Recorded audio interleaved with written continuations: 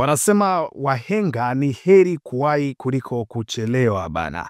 Kwenye ulimwengu wa ajira, kauli hii imekuwa ya wengi sana, haswa katika dunia ambayo waajiri hulalamikia zaidi uchelewaji bwana. Vile vile mara nyingi kuwahi katika usaili huonekana kama ishara ya nidhamu na kujituma kwa waomba ajira ili kujiongezea nafasi ya kuajiriwa. Lakini hii imekuwa tofauti kwa kijana mmoja huko nchini Marekani, ambapo kuwahi kwake kwa dakika 25 kabla muda rasmi wa usaili ama interview kuligeuka kuwa tiketi ya yeye kukosa kazi bana. Kupitia mtandao wa LinkedIn, mmiliki wa kampuni ya usafi mjini Atlanta, Matthew Privett aliweka wazi kuwa alikataa kumwajiri kijana huyo kwa sababu alifika mapema mno kwenye usaili wa nafasi ya msaidizi wa ofisi, ambapo alidai kuwa kijana huyo alifika dakika 25 kabla ya muda wa kufanya hiyo kuwa ni sababu moja hapo ambayo yaliyompelekea yeye kuto kumchagua.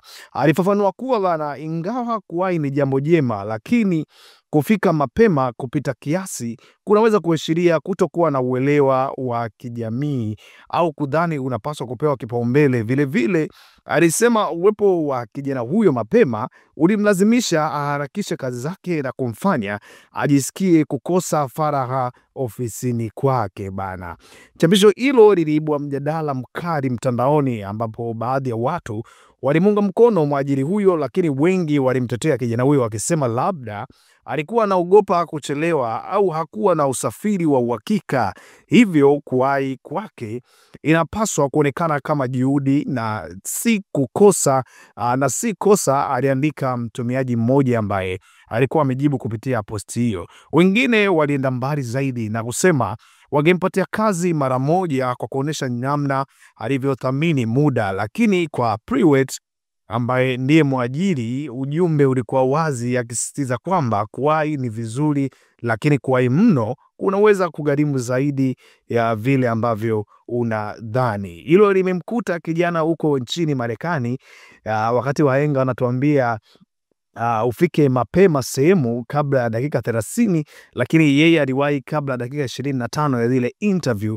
Mwishoni kimemramba bana. Hiyo ni bahati mbaya kwake kijana, lakini bosi ametoa taarifa rasmi ya kwamba sababu kubwa iliyofanya asimwajiri kwa sababu alikosa faragha ya kuweza kujiandaa vizuri, hata yeye mwenyewe akamfanya vitu vyake afanye kwa upesi zaidi, hivyo akaona huyu jamaa itakuwa hata kwenye jamii kuelewa kwake ni changamoto kweli kweli bana.